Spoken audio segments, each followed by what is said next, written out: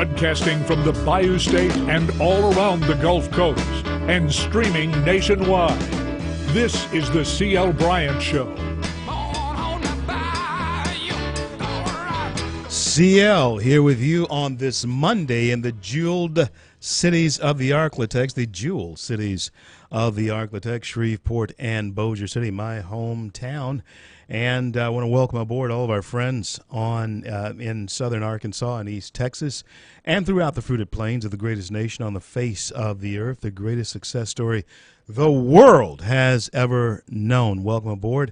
Again, this is the C.L. Bryant Show. I am C.L. Bryant, and I want to welcome to our family, the C.L. Bryant Show family, not only our folks in southern Arkansas and East Texas, but now our reach comes to WLTT there in Wilmington, North Carolina, 1180 WLTT in Wilmington. We were on today, and for the very first time, our first show went on there, and we're very happy to be there with our folks, James Utley and Ms. Maxine and all of you, Pam and John. We want to thank you so much for welcoming us into your family as well. We certainly hope to attract a conservative audience, but also we want to build a bridge to conversation, not only here in the jeweled cities of the Arklatex in Louisiana, but over there in North Carolina, Wilmington. Hey, get ready, buckle your seatbelts. The same type of bridge that we have built here in the Arklatex for conversation, we're going to build there, and I'll be coming in and out of that city there in Wilmington, which is beautiful, very often, and I look forward to shaking a lot of hands, hugging some necks the next time I am up there. Now, on this Wednesday night at the Red River Brewery, you don't often hear me say that. You come on out and get yourself a club soda or whatever there at the Red River Brewery. Shreveport Limousine, Graph X, the Caddo GOP, Weimer and Associates will be there with me as we do our show live from there, because it will be the third and final debate between Donald J. Trump, DJT, and Hillary Rodham Clinton, HRC. Folks, we're going to have 6 large screen televisions. There will be food trucks. You can get yourself some dinner. I mean, it's going to be good stuff, along with beverages. And so you just come on out and be a part of that. You need to get there early because seating is limited. And I have selected a debate panel of our local GOP activists, but I do want to add a few of my listeners to that panel as well. So call in tonight at the 6:30 hour to be elected. Be there early again to get good seats. Again, space is limited. That's this Wednesday night, the 19th of October, 1200 Marshall Street. 1200 Marshall Street is where we're going to be. It's also the home of the preferred car of the C.L. Bryant Show, and that is Shreveport Sedans. If you're looking to go out and do the town, better call Ronnie Remedies. He'll get you in a really fine ride to take your wife, your honey, or that special person out around the Arklatex. All right, now, folks, listen.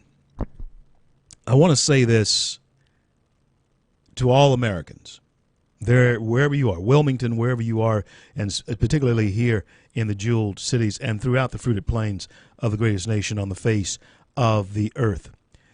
Americans, let's all of us just sort of calm down here just a minute and think about this. Right now, I want you to know that we're going to make it through this election cycle, even though, yes, there's going to be an epic train wreck on November the 8th, regardless of whatever or whoever is elected to the office of the presidency here. We're going to make it through this election season. And of course, we're hearing, I'm going to deal with this a little bit later on the show. We're hearing Trump is saying, the election's rigged and all that. I'm going to talk about that. But this is what we want to avoid because people get hurt. I mean, really, I'm not talking about your feelings, okay? I'm talking about hurt, loss of life. Because we're looking at political terrorism. Political terrorism. That may actually become a new euphemism in our American lexicon as far as what can happen in this type of heated climate. You know that we have made it through bad presidents and all of that before. We've made it through 8 years. We're still here. And, of course, our concern is what will we look like after 4 years of Hillary. That's why I'm still encouraging everybody to get out and vote Trump. Yeah, I'm still on the Trump train. I'm not going to get off. I don't care. He is the candidate for me. Because if we just look at the Supreme Court alone and the nominees that have to go here in the next 2 to 3 years. The next year, who knows what happened to Ruth Bader Ginsburg? We don't know what may happen with that.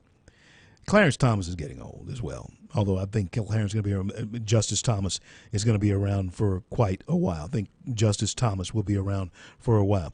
And I do know that Virginia, if you're listening, Jenny Thomas is a friend of mine, his wife. Jenny, tell the justice that we're wishing him well. He needs to stay well. There. Now, we need to do the right thing as far as that election cycle is concerned. We're talking about quid pro quo that the State Department, you do for me, I do for you, quid pro quo, is looking at like there's a lot of things to be angry about, a lot of things that we're going to be angry about, regardless of how this goes. But anarchy in the streets of this nation, we don't want that. One of the things that our nation has been prided upon is the peaceful transfer of power. We must have that, or otherwise you justify all the other idiots that are out there in the middle of the street as well. I'm CL. I'll be back in just a minute. The first thing you do when you get up out of bed is hit that streets a running and try to beat the masses. Go get yourself some cheap sunglasses. Oh yeah! Oh yeah! Oh yeah! Spied a little thing and I followed.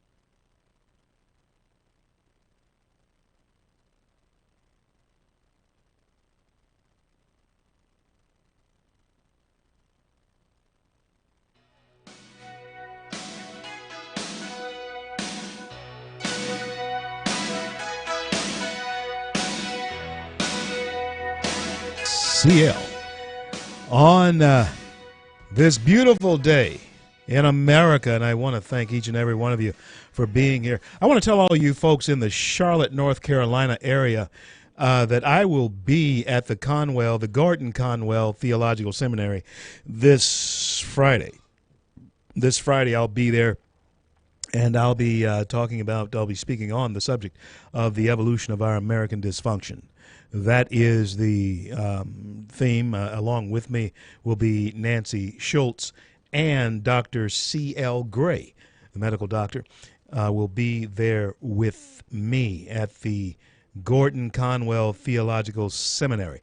The theme of the entire program is the prevailing new trends and where they are leading our nation. That's Friday, October 21st. And, folks, the Charlotte Christian Chamber is sponsoring that. The Charlotte Christian Chamber is sponsoring my appearance there, and all of you in the area want you to turn out and be with me. You need to get in there and call that earlier. Call 704-968-7974. Space is limited, so be sure to get in early. Now, back to what we were discussing here, and that is America moving forward in this climate that we are seeing here in America with this particular election. Not since, and I'm going to have on with me here Lance Wallnow in just a little bit. Lance Wallnow will be on with me, and we're going to talk about this type of climate that we're in right now, because there's an interesting statement that Lance makes in a new book that he has out, God's Chaos Candidate, Donald J. Trump, and the American Unraveling. He says that not since the election of 1860 has a presidential decision carried more consequences. And we're going to discuss that a little bit more in detail with him later on in the show. You want to stay tuned. Lance Wallnow, Dr. Lance Wallnow will be on with me. Now, Trump is talking about, and you've all heard it by now, that this is rigged. Now, if this comes in close, I'm talking about 1 or 2 percentage points that he wins or loses by, especially if he loses, then it's a very good chance that the whole situation was rigged. There's no question. But now, when you get to 5 or 6, when you lose by 5 or 6 points outside of the margin of error, then that kind of goes away. But that it's the same thing. Keep in mind that Ted Cruz was saying about the primaries. And folks, now listen to me. Listen to what I'm saying here, because you live and die by whatever it is you promote the hardest, and for whatever it is you lean on the hardest. And you must remember that during the Republican primaries, Trump was loving the press. But let me tell you how fickle the press is, and you're seeing it right now. The press is a fickle organism. It's fickle.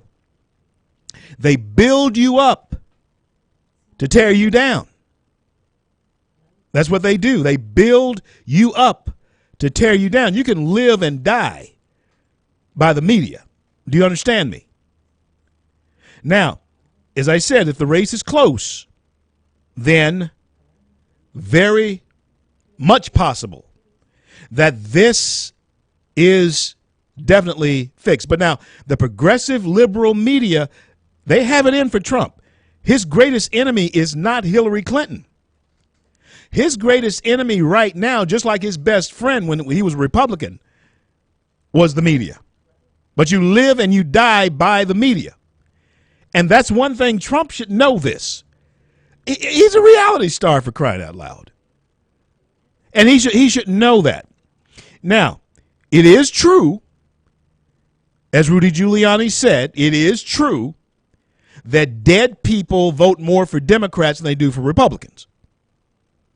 And that has happened, folks. That has definitely happened. But let me tell you, it is true that dead people vote more for Democrats than they vote for Republicans. But this Billy Bush thing, This tape that came out and blew up last Friday, Friday before last, rather, which caused all of this chaos. I agree with Newt Gingrich. Newt Gingrich said it best when he said that if not for this Billy Bush blow-up of these tapes of Trump saying what he said with the words that he used, he'd be ahead by 15 points. He'd be ahead. He really was. Michelle, who do we have? On the line with me now, I'm going to take some phone calls early because the phones are blowing up over this topic. Hal, thank you for listening. Thank you for calling. What's on your mind? I think we've already lost. I think America's already lost. You think we've already gone down the old toilet tube? Yes. Hal, I'm going to be more optimistic than you. Although let me tell you something.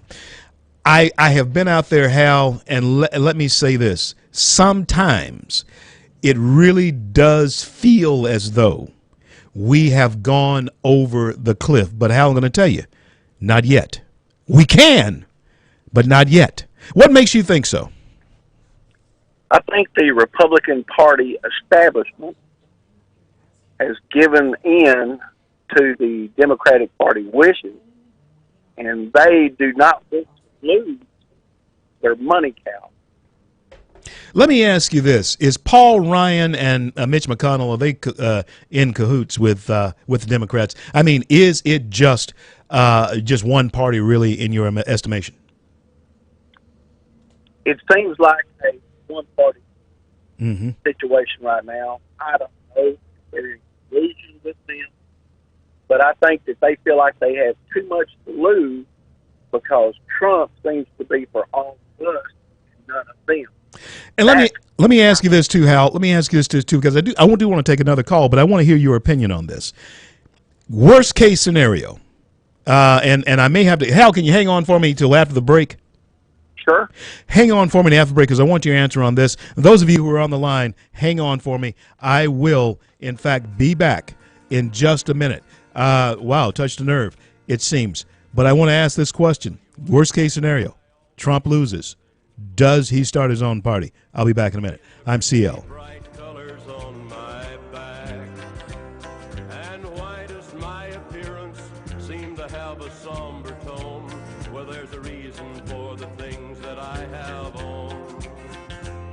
I wear the black for the poor and the beaten down, living in the hopeless, hungry side of town.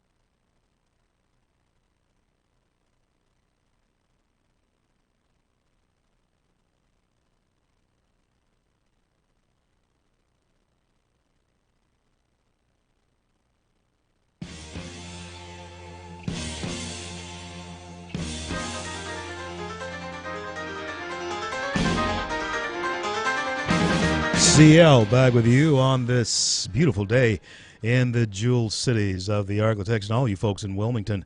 I hope that you are floating along with us on smooth and glassy waters. It's beautiful up there. They have plenty of water up there in Wilmington. And, of course, we do right here in the Arklatex as well. Hal, I wanted to ask you a question. I wanted to ask you this question. If Trump loses, worst case scenario, do you think it benefits him, and does it benefit the followers of Trump to throw in behind him as far as the third party is concerned, or a Trump party? If he loses? If he loses, worst case scenario. I think the numbers are so great now that if he loses, it really doesn't matter. Okay. I think this is the last vestige of hope that we have to get away from this domination that actually the Democrats are very good. They're very smart. They have been over a period of time. And you know, Hal, I want to encourage you. I want to encourage you because I'm running into pockets of people who are very encouraged around the country, and I think there is a silence of people out there that very well may be going to the polls to vote that we're not seeing. Hal, I got to take another call. I want to thank you for listening and thank you for calling. Michelle, who do we have? Joe. On the line with me now is Joe. Joe, thank you for listening. Thank you for calling. What's on your mind, friend? Hey, CL, what's going on? Doing great, Joe. I noticed in the beginning of your show you said you wanted to open up dialogue with the other side. Yeah. Why is it as conservatives always have to get along with liberals when for the last 8 years we've had a radical leftist president ram his agenda down our throat? Why is it always we have to get along? Well, I don't necessarily want to get along with him, but I do need to talk to him. We have to talk. And I will never get along with him probably because we'll always be doing different things. But the fact of the matter is, you have to talk. Well, we've been talking to him for 50 years. No, we haven't been talking. We've just been talking, but we haven't been talking to each other. There's a whole difference in that, Joe. You know that. There's a whole difference in us just talking and hearing ourselves talk and actually communicating a thought. And you know what's happening? You got your Paul Ryans and people like that who have sold us out. So the talk that you and I do, they're not hearing it because you got buffers like Ryan and McConnell who are not letting them really hear we the people are saying. So in order to beat the Democrats, you know what's going to have to happen, Joe? We're going to have to beat some of these Republicans. Well, you know what? They're more dangerous than the Democrats are. That's what I'm saying. That's what I'm saying. And in order to do that, we've got to have a coherent message that comes from you and me. We're on the same page. I'm not disagreeing with you whatsoever. But we're on the same page. But I'm still saying that we're going to have to make sure that they hear us now. Because how do we do that? This is how you do it. And the folks who bombed that place up in North Carolina, they went about it the wrong way. But believe me, that kind of thing is going to be coming from both sides because people are frustrated because their voices aren't being heard. At least they feel like it. It's the media. It's the media that's keeping us apart. Yeah. And guess who runs media? Listen, I told these people yesterday down in DeSoto Parish yesterday, my good friend Mike Johnson, and I told the folks last night, and you probably heard me say this, how come George Soros has given, along with his progressive liberal friends, how come he has given $100 million to Black Lives Matter? What would make an old white man do that? Well, he's an anarchist. That's all he is. Exactly. And so I would not be surprised that the thing that happened up there in Hillsborough, North Carolina, is funded by people like him. Well, don't be surprised, because it is. Joe, I want to thank you for listening. Thank you for calling, brother. All right, man. Yeah. You see, there's a lot of people. There's a lot of Joe's one of them. He knows what's happening, and he's right. We have been the ones who trying to go along, get along, but that hasn't worked. But what I'm saying is there has to be a dialogue or there's going to be anarchy. We have got to be the people who bring this to the table. And we have to do it.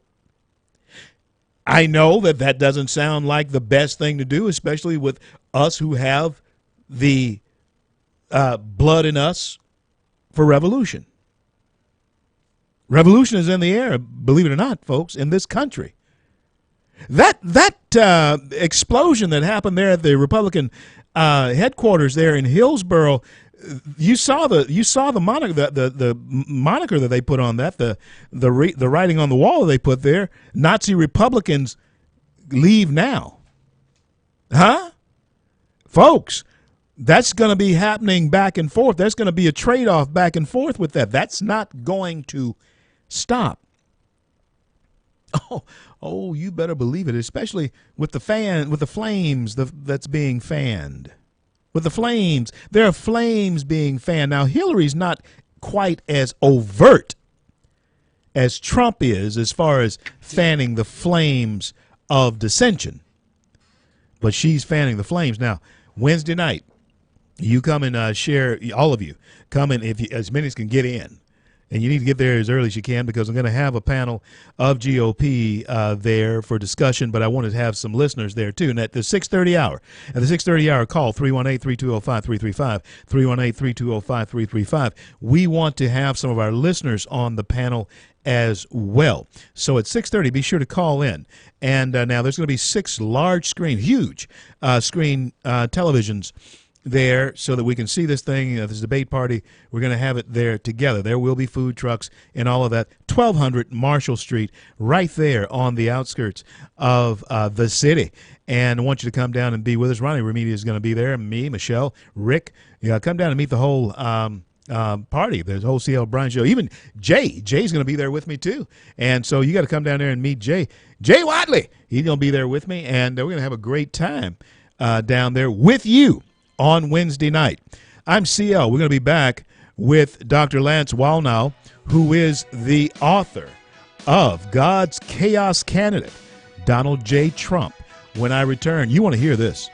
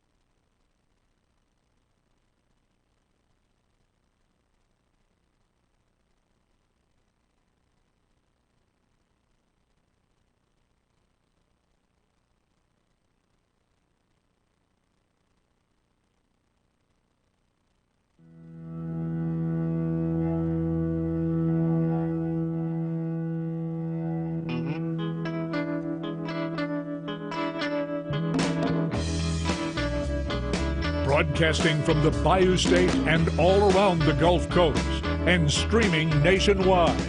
This is the C.L. Bryant Show.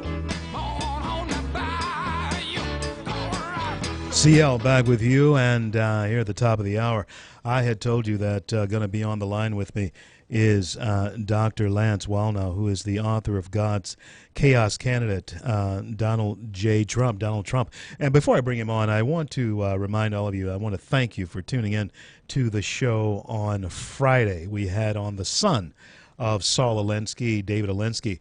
And I tell you what, your response and your comments and all of that to that controversial show was, in fact, intriguing. Going to have him back. And now I want to bring on yet another another author who has a best-selling book out right now. And it is a book that I believe that speaks to our present age in ways that we definitely need to hear. Not since the election of 1860 has a presidential decision carried more consequences. That is a quote from the author, Dr. Lance Wallnau, who is a catalytic thought leader, international speaker, and author of his new book, God's Chaos Candidate, Donald J. Trump and the American Unraveling. Dr. Wallnau, welcome back to the C.L. Bryant Show. Good to be back, C.L. Glad you're here. Now, Doc, I want you to tell the audience what is the premise of this book, the genesis. How did you decide to come to this topic and to this content of this book? Well, I was working on another book when I got called to Trump Towers to meet with the first wave of evangelicals that Trump was meeting with. And I felt like the Lord told me, set aside the book you've got. There's another book you're going to do. So literally, I stopped working on publishing what I had in mind, which had to do with the American unraveling. And as I met with Trump, I realized that out of, 15 candidates running, many of whom I saw were evangelicals, I saw that God had his hand on Trump, and I couldn't understand why in the world this guy was going to be the one who would be nominated. And I predicted he would be nominated at a time when everybody thought I was crazy for doing so. Anybody who was talking that at that point in time, Doc, everybody thought that they were out of their mind. First of all, because he's not a politico. Now, is that a plus in this way of thinking because he's not a political character, a political figure? Does that figure into it? Well, exactly. I mean, you could see how the establishment Republicans, from Romney to Bush, to McCain, these guys are more comfortable, actually, with a Democrat or a progressive like Hillary in D.C. than they are with Trump because he is not part of the club. That shows you how entrenched and how enmeshed political processes are in Washington. Are the Bushes, the Paul Ryans, the Mitch McConnells, are they a part of the criminal cartel in earnest that DJT, as I call him, describes them, in your opinion? No, I think each is different. McConnell is a career politician. He's just only interested in retaining power in office. He'll lick his finger and go whichever way the wind blows. Paul Ryan is actually an earnest guy who is caught between the old school and the new right, or those that are trying to initiate change. So he doesn't have any sympathy for Trump because Trump to him is a wild card that makes it hard for him to do his job. But as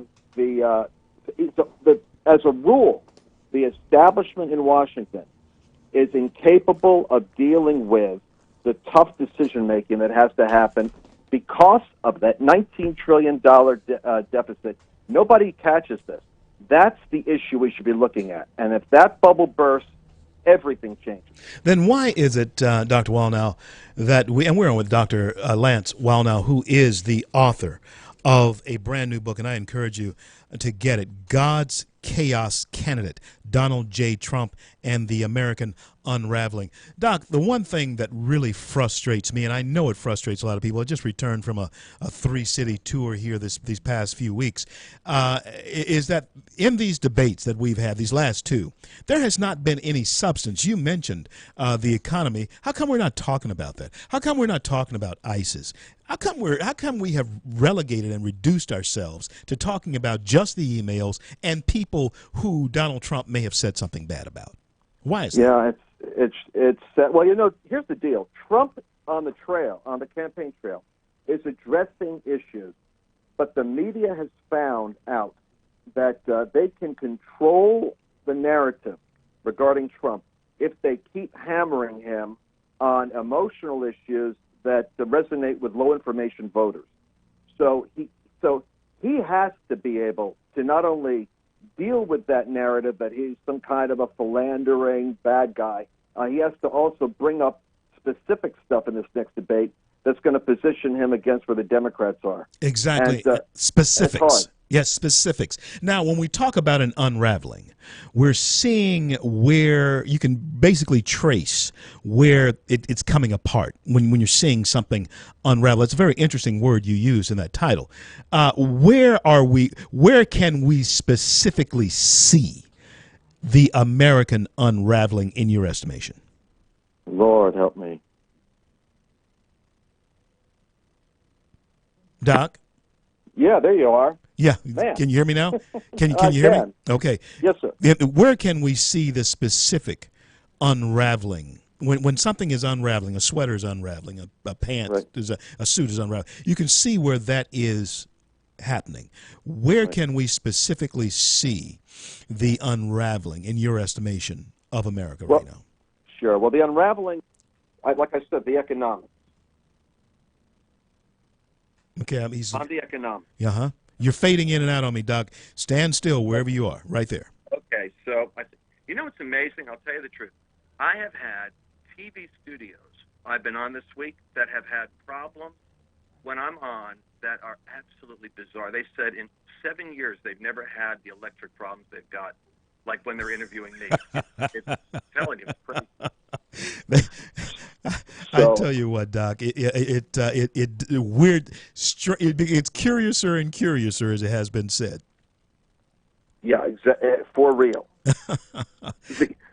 So the unraveling. You take a look at the incredible accumulation of the deficit, and just put that aside for a second.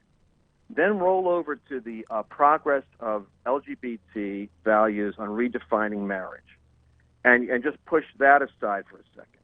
And then look at the strange the coordination of media narrative. That is, it's no longer news reporting events. It's now news as part of the democratic machinery shaping dialogue. And what you start to see is you see that the very elements that go into creating a balanced and cohesive advancing civilization are under siege right now. Yeah. And for the most part, Christians, the people that should be the most alert, are no better informed than the secular community, and so they're subject to being manipulated by the sound bites they get from the people they listen to. Are Christians taking the statements that Trump was revealed in saying by Billy Bush, and I could talk to you for an hour about how that went down with Billy Bush, but are Christians really taking this too far in having their feelings hurt over Trump saying what he said, in your opinion? Yeah, and here's the thing that I feel like Khrushchev with a shoe on the table. I'm trying to get this thought out, that Trump has 3 stages in his life. And around 2006, he made a commitment. He had interviews where he said he saw there were seeds of destruction in his earlier life that he had to deal with. Now, he didn't drink, smoke, do drugs because he saw his brother die. Right. The womanizing part, he dealt with. Actually, it's interesting that this quote comes out. You're not going to find anything substantial after 2006 coming at him. Hold that thought right there. Hold that thought right there. Dr. Lance Wallnau, the author of God's Chaos Candidate, Donald J. Trump, and the American Unraveling. I'm CL. We'll be right back.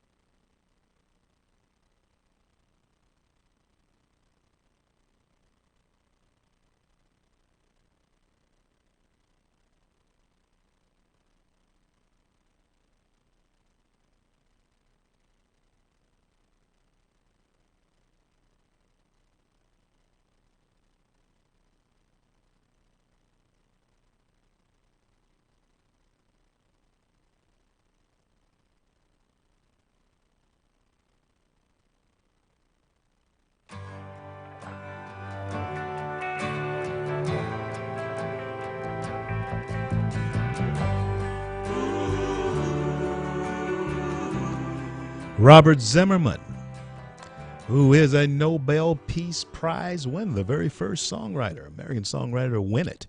We'll be in town next Tuesday, and Jane and I may take a trip down. Maybe the last time to see a great American poet do his thing. On the line with me now is a great American author, a native son. His name is Dr. Now, keep in mind that Bob Zimmerman and Dr. Walnow are two totally different spectrum people. Zimmerman's on the extreme left, but he is a great American poet. And we have a great American author, conservative of my slant, on with us right now, the author of God's Chaos Candidate, Donald J. Trump, and The American Unraveling. And Doc, when we left, you were talking about how the Christian church, how the church seems to be underinformed in this. If you continue with your thought. Yeah, absolutely. Trump turned a corner in 2006 when he got married. He looked at his children, he looked at his family, and he made a decision that he was going to actually become a committed husband. That was so 11 years ago. What you have is you have a transcript that comes up, which, by the way, didn't just materialize now. It was actually held until now to be released. And in that transcript, what you have is an unregenerate man. And here's the news that Christians ought to think about. Sinners sin.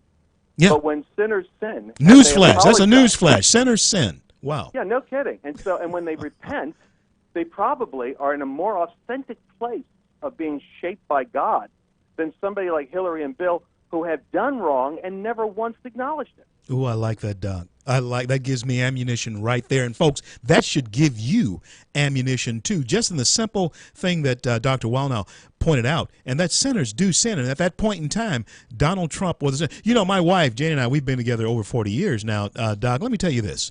Jane has never let me be an international playboy, and of course, I've never had $1 billion. So I don't even know what that is. You have anything to do. I don't know what that's like, but I have a feeling that the temptation of that at the time that Trump was doing it was mighty great. But like you said, he has now been regenerated.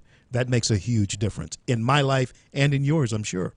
And not to mention, he put the bank on evangelicals. I was with him when he came to us and basically said, you actually are the center of influence for America. Yeah. You're not organized, you're not cohesive, but I'm banking on evangelicals because there's the future for American culture. Yeah. I can't stand the fact that evangelical leaders are turning on a guy who is actually their greatest advocate. He absolutely is. And, I was there in New York City that Tuesday with my good friend Buddy Pilgrim. He had invited me up for us evangelicals. I had a special place at the table there when Trump came to meet with us, him and Ben Carson and others. And you're right. He actually reached out. He actually reached out to us. He did. He reached out. Yes, and I had not seen that happen on that scale, because if you were there, you know that the place was packed. Totally. Couldn't get in, and so no. So Doc, you're absolutely right. Now let me ask you this as far as the manhunt that is on in North Carolina. For those who have bombed, whoever it was that bombed the Republican committee headquarters there in Hillsborough, North Carolina. Now, most people don't realize that area right there, 20 miles outside of Chapel Hill, I go up there often, is one of the most liberal bastions in the United States. You wouldn't think it of North Carolina, but it is. Now, with that in mind, point out to us how North Carolina, Florida, Ohio, and all the other states where it seems as though this may be rigged, how does this type of activity play into the future activities that can happen on both sides of this coin if, in fact, we don't rein this thing in? Well, here's the reality. During the Trump rally, I was intrigued with the silence of the Republicans on what was happening. Because what's coming out today now are transcripts that are exposing the design of Democratic consultants who literally understand how to mobilize people in order to create disruption. And the evidence is constantly coming out that the people that were infiltrating the rallies were paid to create incidents in order to videotape them and use them as footage to label Trump as dangerous, and et cetera, et cetera. So what strikes me as interesting is that there was so much silence on the part of Republicans to point out the fact that the disruptions that were happening with their candidate were actually planned and manipulated by media in order to create a branding impression that Trump is a hate monger, et cetera. And to this day, it's that stupid pill that is driving me nuts, because people don't understand. These incidents are all part of the extended character of the new Democratic Party. The way the Democratic Party operates now is going to be a lot different than the Democrats we grew up with even 15 years ago when I was younger. And if we don't understand that, then we're going to be in the spin cycle of incidents that aren't explained, complicity behind the scenes by government cover-up, and media that's going to put a spin cycle on it. So the average Christian that's listening and looking is under misinformation constantly. You know, I love the phrase that you have just shared with us, the extended character of the new Democratic Party, and it certainly is true. Doc, tell us how to get a hold of your book, and we want to congratulate you on the book's success. I see that in 48 hours it became a bestseller on Amazon. Yeah, but you know what? It's guys like you that make all the difference, because we have to reach every believer, every Christian's out there, every open-minded conservative, and say we have to understand what's at stake right now is bigger than the narrative the media is spinning. It's on Amazon. You can go ahead and order it there, and it's God's Chaos Candidate. And you can get it on Kindle, and you can get it print version, and they're available. And if we can keep on pushing this, my hope is we're going to see a wave of informed believers show up and surprise the nation. Folks, let's do it. Let's do it. Let's do it. Go out and get God's Chaos Candidate, Donald J. Trump and the American Unraveling. Dr. Lance Wallnau is the author of that book. And Doc, we're going to have you back. I want to have you back, Michelle. I want to schedule having him back, say about 5 days out from the election. I want to see if, in fact, the terrain is beginning to change and shift. But listen, God bless you and God keep you, Dr. Lance Wallnau. Thank you, CL. I'll be back in just a few minutes. I'm CL.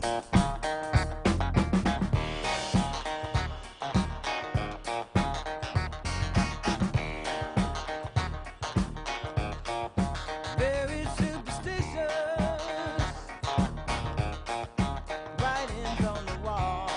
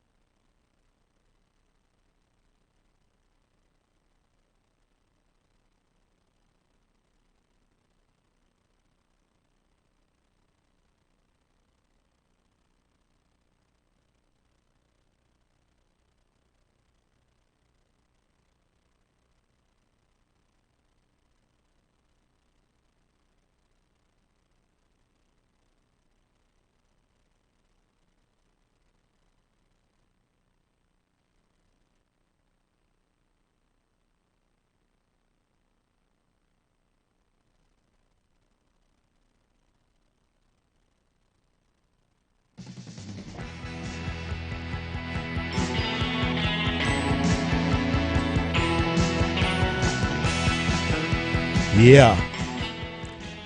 Born in the USA and born to run. As far as we're not running away from the enemy. We can't do it. Can't run away from the enemy. I keep getting these texts and emails, calls even, saying, "See, what are we going to do?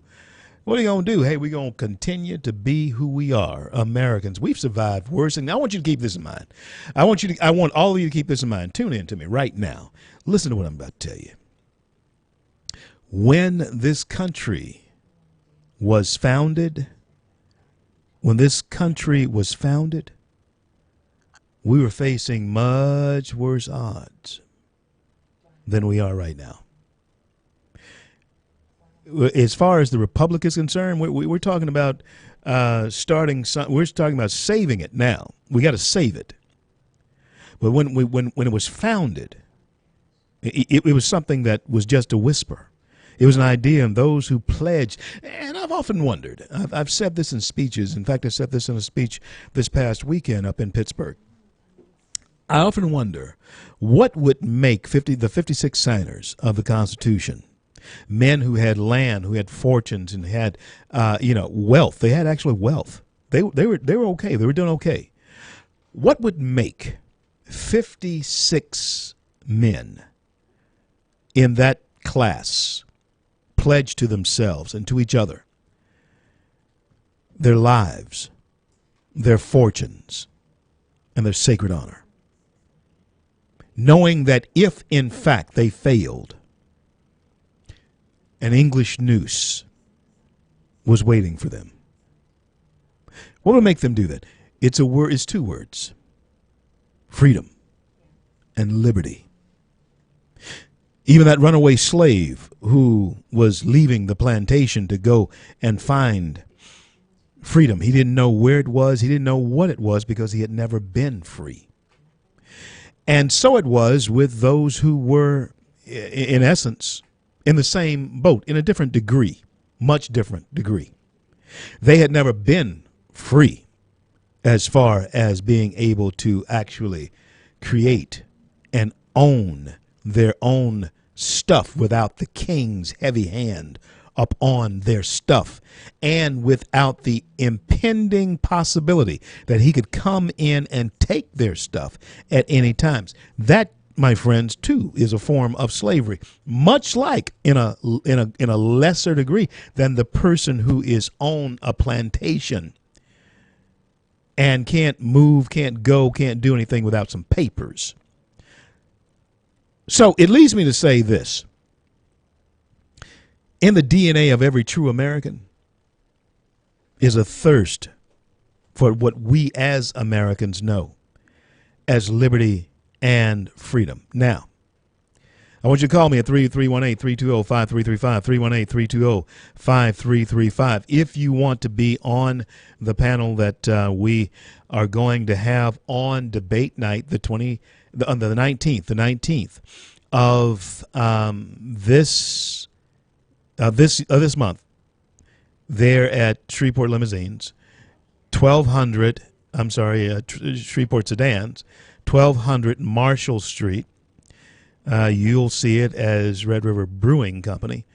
You want to be there with us. We're going to have 6 huge television screens. We're going to have a debate party. Come on down and be a part of this one. It will be, in our estimation, one of the premier times in America for those of us who like to keep an eye on what's going on in politics. This will be an amazing, amazing time. Now, Michelle, I'm not really sure what's happening here, but anyway, let's make certain that we get together and understand that we need to pay close attention to what's going on. Wilmington, I hope all of you up there are having some type of get-together as far as watching this debate so that you can discuss it with each other. There are some things going on in our world that we must pay attention to. If you want to follow me on Twitter, at RevCLBryant, at RevCLBryant. Follow me on Twitter. Mosul, a city that is, in fact, a stronghold of ISIS, is in the process of being taken back. There's about 1.4 million people there, and it is being taken back by American-led, American-trained forces who are Iraqis. And, of course, America is providing air cover to them. And the Iraqis on the ground, along with the Kurdish Peshmerga, is, in fact, doing a yeoman's job of taking back Mosul, a city that is the straw that could break the back of ISIS there. But this is one thing I disagree with. They are saying that they're going to let them escape into Syria. I don't understand that. Let's finish them. Let's finish them. I'm of the Norman Schwarzkopf, Storm and Norman philosophy. Hey, let's finish them. I'm of the Colin Powell philosophy. We got them now. Let's finish them. George H.W. Bush didn't let us finish them. If we'd have finished Saddam back then, the army destroyed the army, we'd send a strong message, but we didn't send that message. If we can drive them out, if we can finish them, let's finish them, or at least make a huge dent in it. 320-5335, 320-5335. We're going to have at the debate party a panel of GOP folks on that panel, but we'd also like a panel of our listeners on. And if you want to be on that panel, give us a call at 320-5335, 320-5335. We'll be giving that number out and that information out the next 24 hours. I'll be doing it. We'll give it out again on tomorrow night. But let's wish that coalition well. Now, it appears that we have some topics that should be discussed, but have not been discussed in these debates. And when we come back, we're going to look at them. I'm CL. This is the CL Bryant Show. We're on also in Wilmington, WLTT 1180. Glad to be there.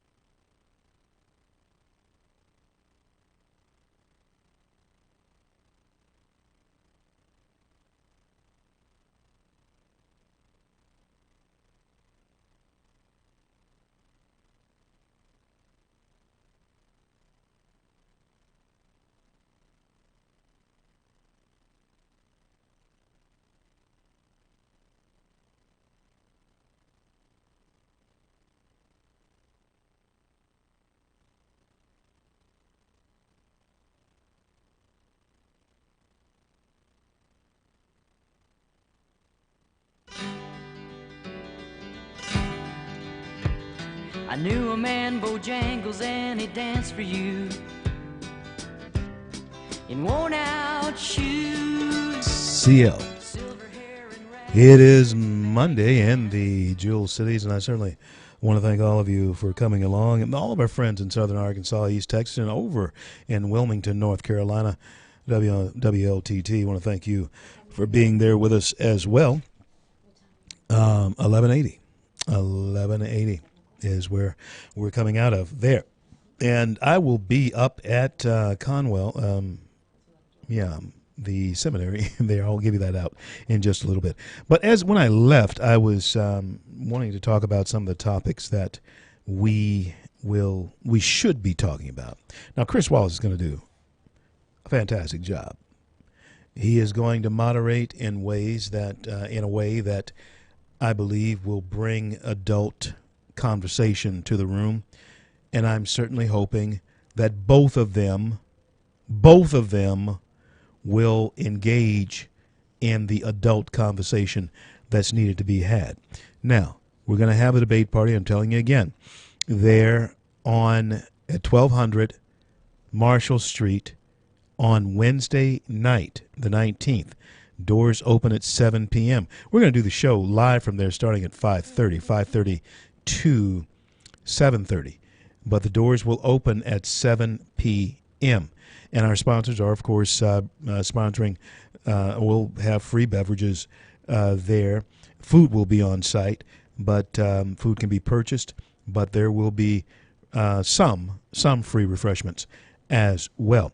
And I want to thank the sponsors of this: Shreveport Limousine, Graph X, the Caddo GOP, and Weimer and Associates. Our good friend Ken Weimer and Associates. There will be 6 large screen televisions, and certainly look for you to come out. We're going to have a panel discussion. Want some of you to be on the panel, our listeners to be on that panel, along with some of the GOP representatives from right here in the city.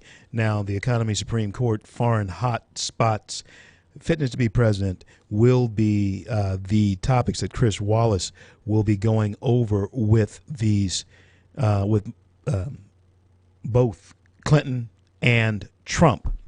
Now, with all of those things to talk about, we need to talk about, and this is what really has bothered me and puzzled me as to why they had not been talked about. Benghazi, Trump could have hit home runs continually with Benghazi. Clinton corruption, he could have hit home runs continually with Clinton corruption. He has dubbed himself the law and order candidate. He could have hit home runs continually with that subject. Oil and gas, Louisianians, he's pretty much, I imagine he's going to carry Louisiana. I mean, I can't, with pigs would be flying somewhere if he didn't.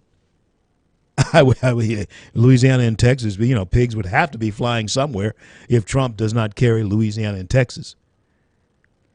And maybe the thing is rigged if he doesn't carry Louisiana and Texas. Maybe it actually, truly is rigged if he doesn't carry Louisiana and Texas. The military. He is the military candidate. Law and order, military, oil and gas, Clinton corruption, Benghazi, the Supreme Court. How come it is that we're talking about something that is not going to make a hill of beans difference to independents? And this is one thing I want us to understand, those of us who are going to go out and cast a vote for the Republican candidate. Those who are in the camp solidly, like you are and I am, we're going to remain there. We already know what is going on with her emails and what's not going on with her emails. Okay? We already know, and it's evident that has been a quid pro quo between the State Department and the FBI. We already know that they're not going to bring her down on these emails. It's not going to happen. Bernie Sanders said it very best, and he sent a strong message to everybody who thought that this was going to be something that would be a bone to chew for all of the policy dogs out there and all the policy wonks out there. Bernie said it best. Nobody gives anything about your stupid emails. Guess what? I do. Yes, Bernie, I do. And those who are in this Republican Party do. Those who care about what's right and wrong, we care. But at this point in time, it is like Hillary said. What difference does it make at this point anyway, since nobody is going to do anything about it? So let's talk about something that maybe means something to our absolute future in this country. And by the way, let me say this. What Julian Assange is doing by dropping all these emails, by the way, they pull the plug on his internet access earlier. But yes, it's a great thing that Julian Assange is able to drop all these emails concerning Hillary Clinton. But let me tell you something. I've always thought it's despicable for people, I don't care who they are, to have their private mail read, period.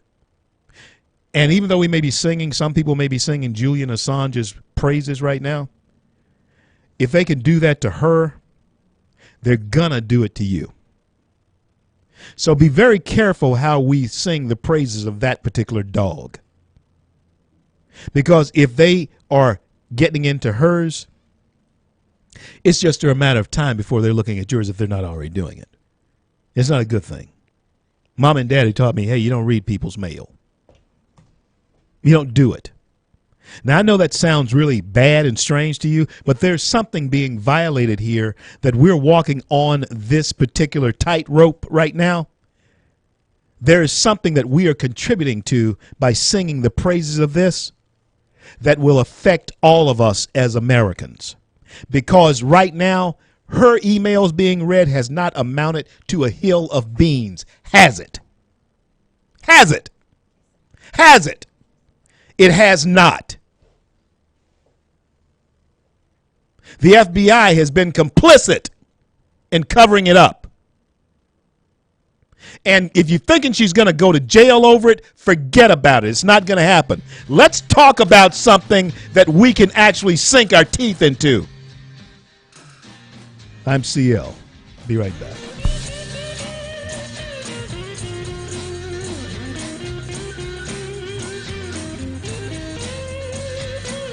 There must be some kind of way out of here. Said a joker to the thief.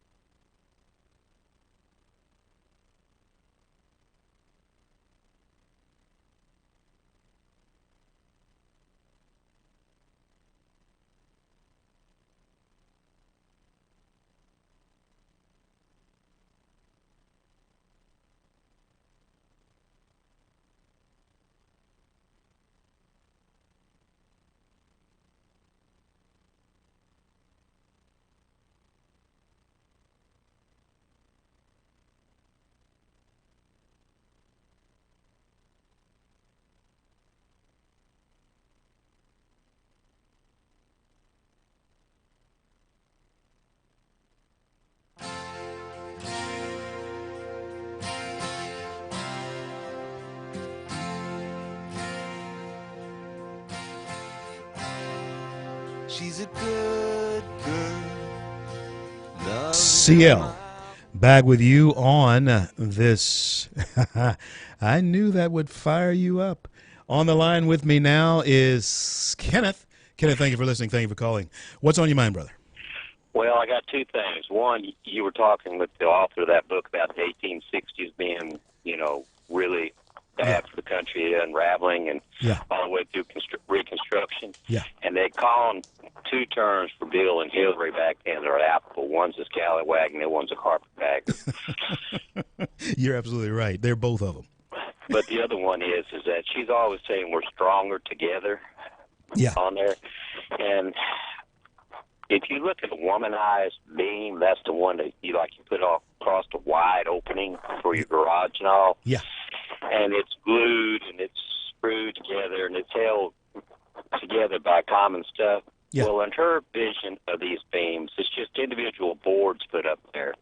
And without something holding them together, they're going to warp and twist, and they're going to be weaker than they were if they were the other way around. And that's what America will be if she gets her ideas in there. Was she so let me ask you this, because this is going to come up.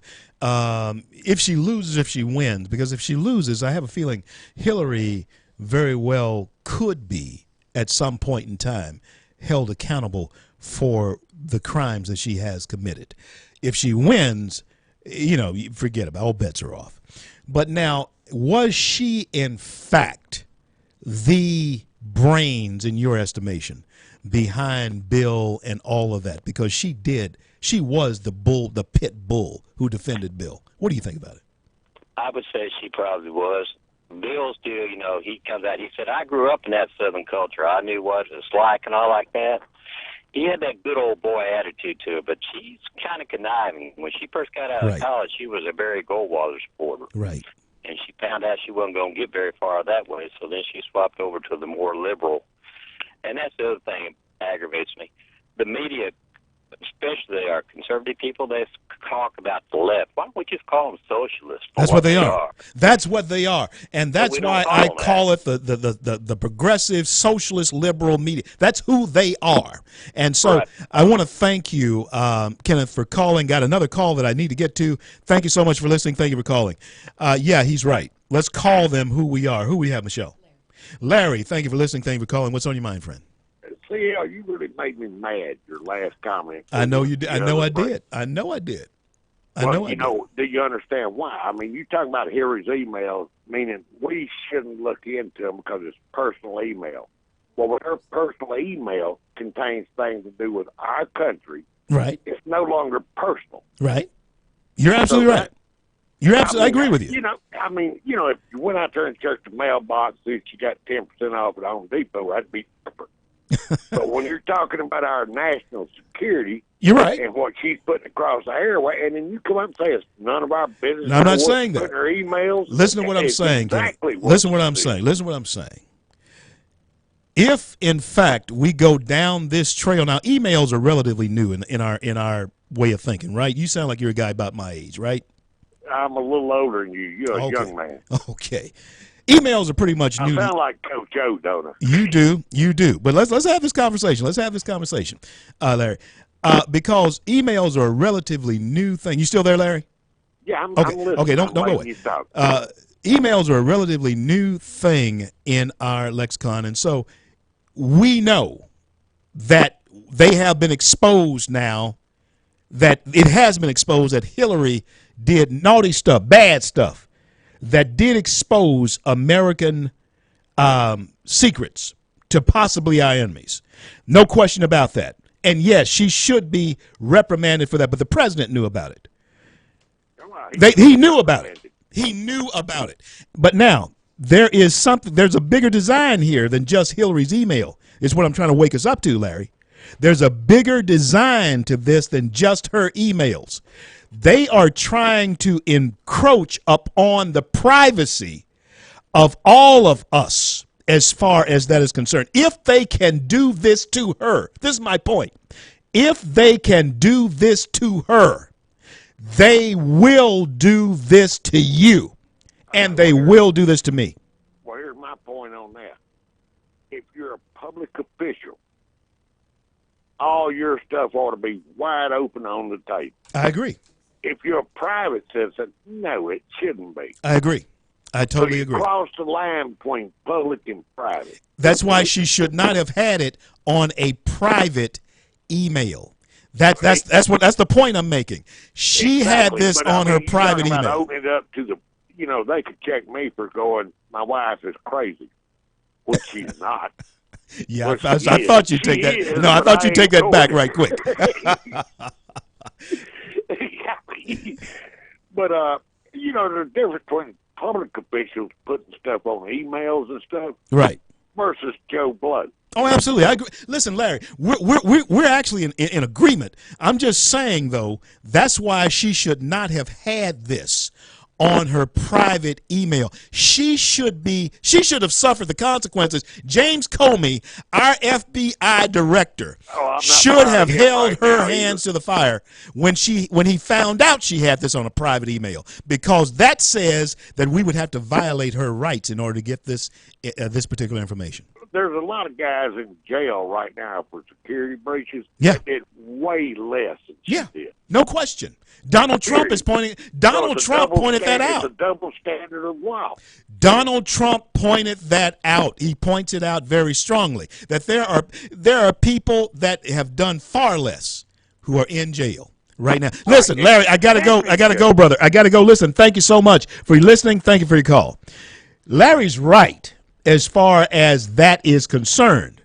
But Hillary had this on her private email. That's why James Comey failed you and me when he did not indict her, because this leads us into the field of invading personal space. Now, you may not see it as nefarious as I see it, but there is something very nefarious in the way this is being done by the FBI and the door that it opens to you.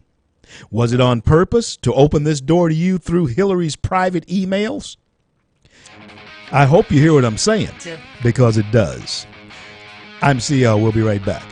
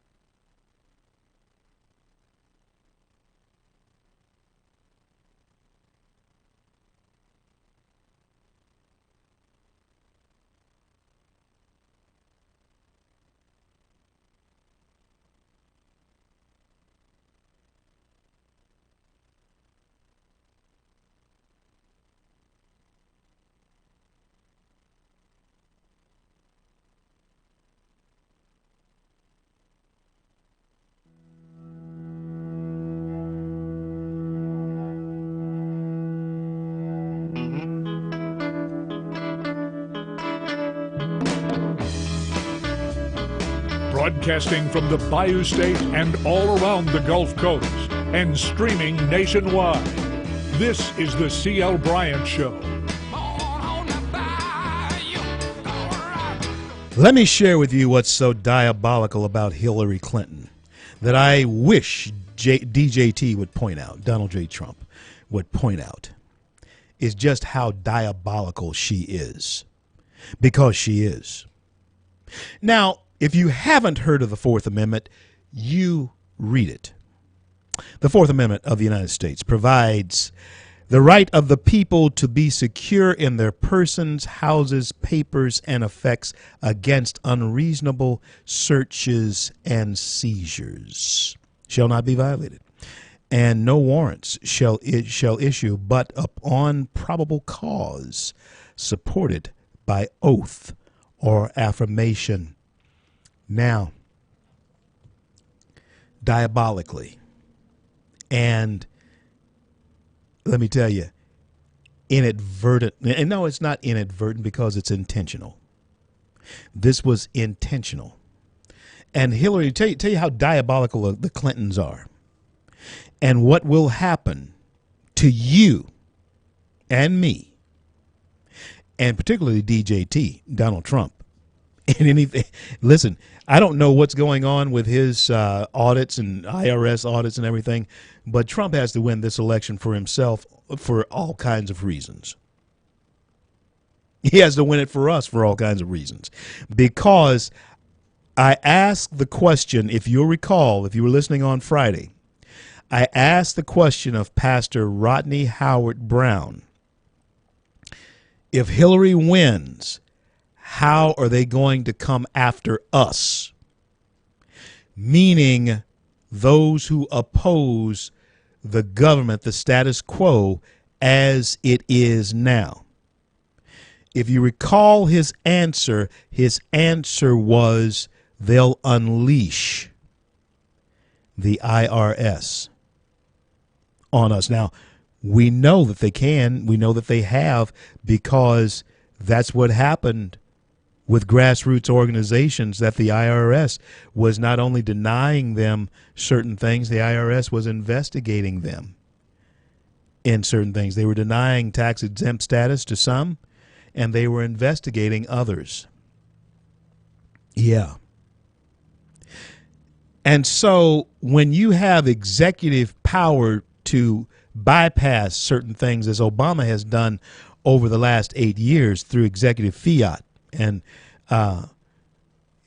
executive orders, you now may have opened the door. Hillary has opened the door, and she's had the aid of the Attorney General's office, the Justice Department. She's had the aid of the Justice Department in doing this. They have not done anything to her. The callers, listen to me. They have not done anything to her for violating her sacred trust as the Secretary of State. They have not done anything to her.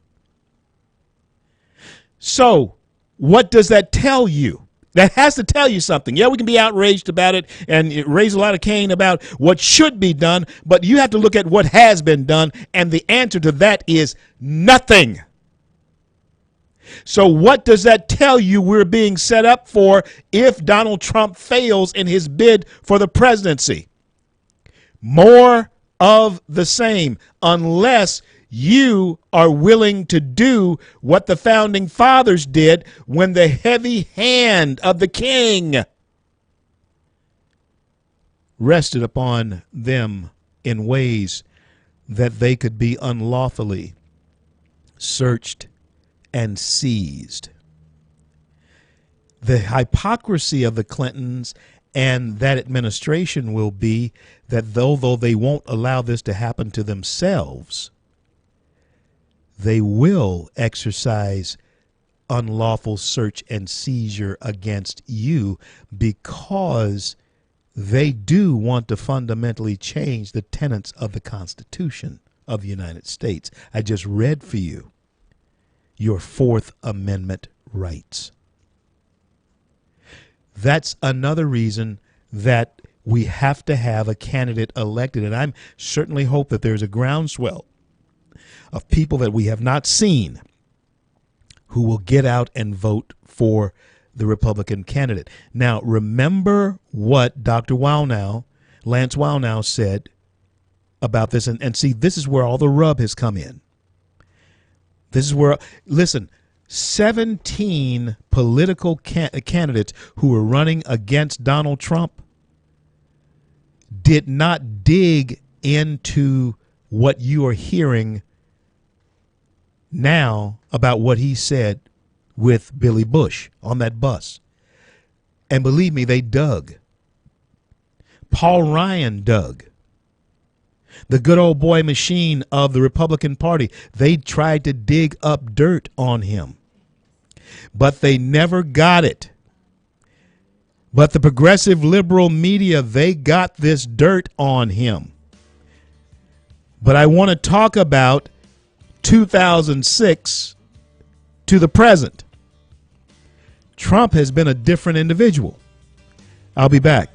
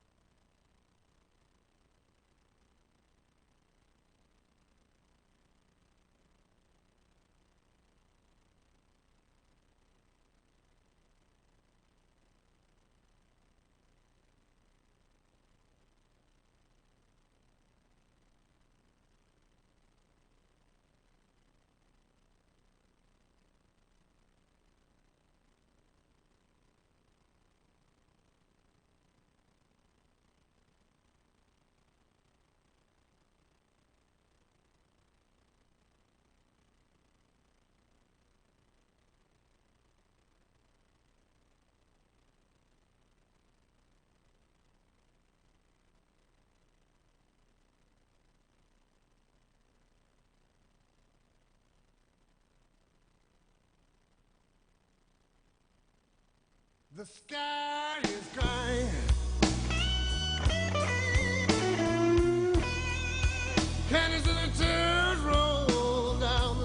Yeah. There's going to be some sky crying if we don't do the right thing here. And listen, choices have consequences. You must know that choices have consequences. And I don't need to remind you that we would not be having this conversation in the way that we're having it if, in fact, Mitt Romney had won the presidency of the United States 4 years ago. We would not be talking about Hillary Clinton. We would not be talking about Barack Obama.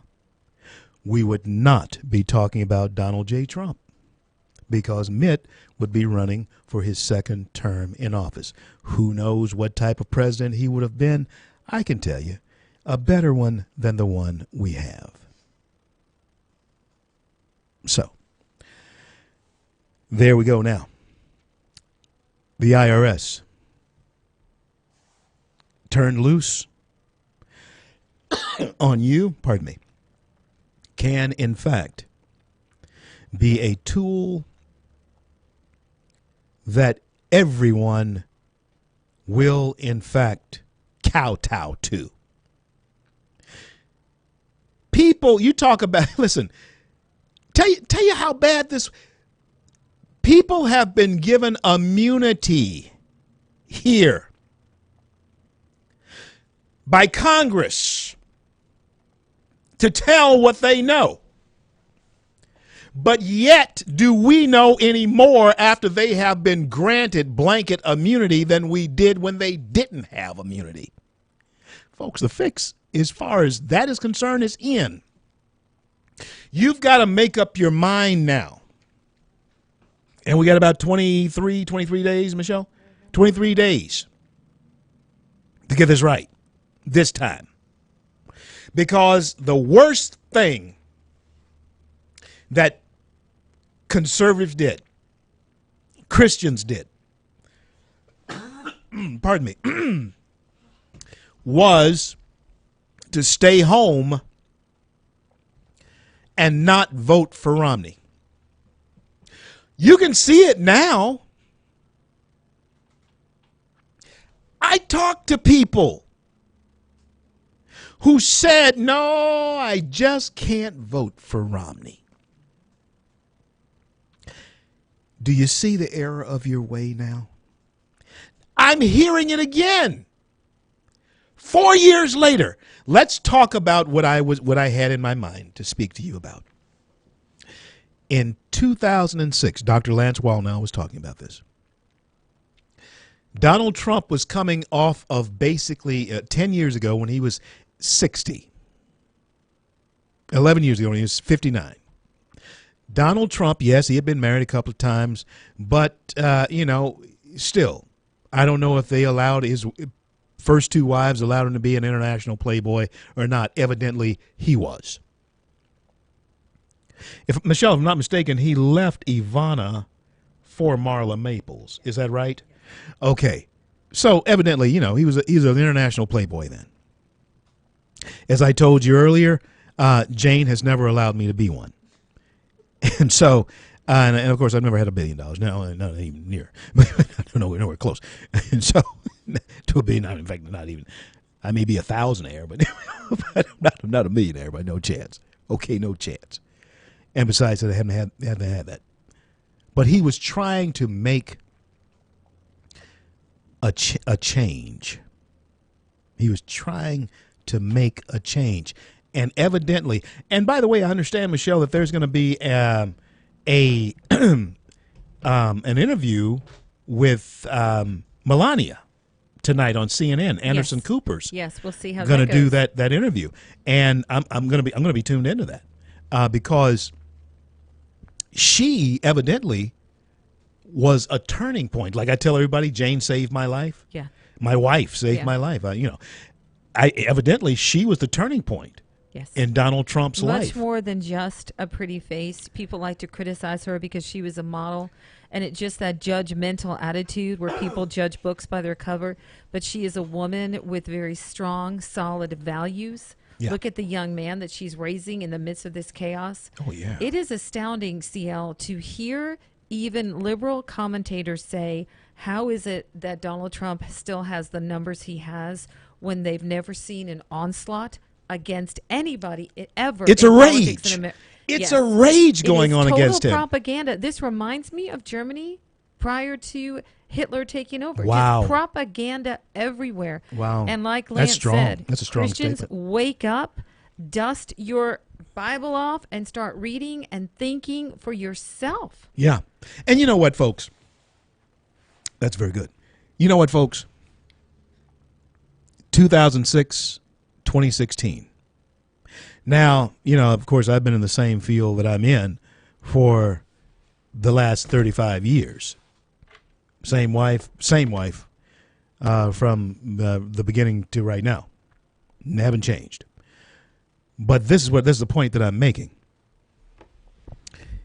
But even I, hopefully, am a better voice for God than I was 16 years ago. Evidently, has expanded my pulpit in ways that I never dreamed possible. Don't you think that that's exactly what has gone on with DJT, Donald Trump? He's not the same man that he was in 2006 that he is today. Are you? I'll be back in just a minute. Totally committed to major independence. She's a lady through and through. She gives them quite a battle all the day.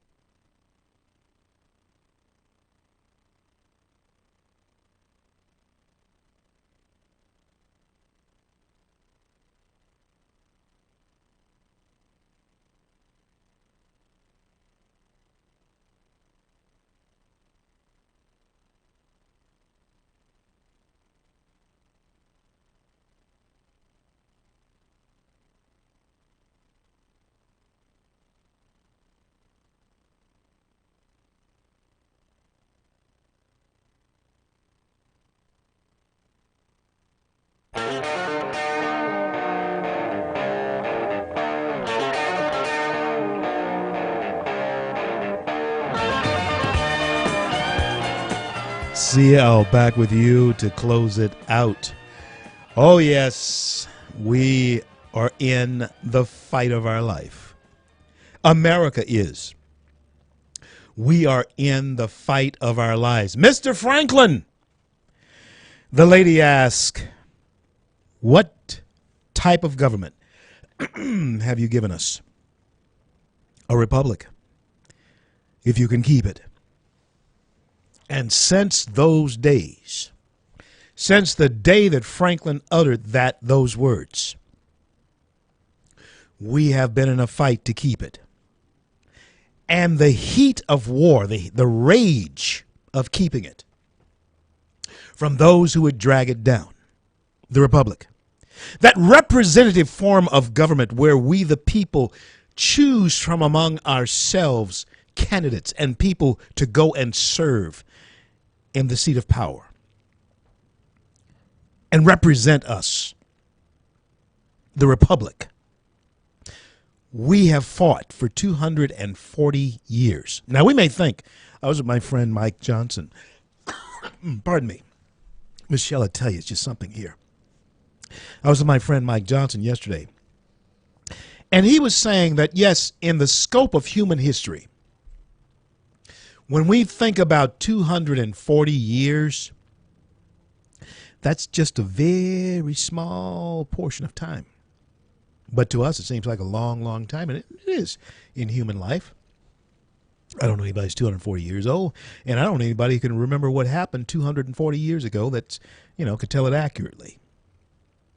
But that's a very small span of time, but that's how long the republic has been in existence. But we're in the fight of our life right now to preserve it. Every Independence Day we celebrate the republic. But my question that I'll leave you with tonight, what happens the day after Independence Day? The day when perhaps we lose the fight. No republic, no nation like ours, and I think Lincoln put it best when he stood on the battlefield of Gettysburg. And he said, we are here to see if a country like ours, so conceived, can long endure. We are at that point that Lincoln saw in the prophetic future. Can we long endure? I want to thank God for bringing us to the close of yet another day, and I want to thank him for our men and women in uniform around the globe who defend our right to speak our mind. And until I talk to you again, I'm CL, and may God bless and keep you all.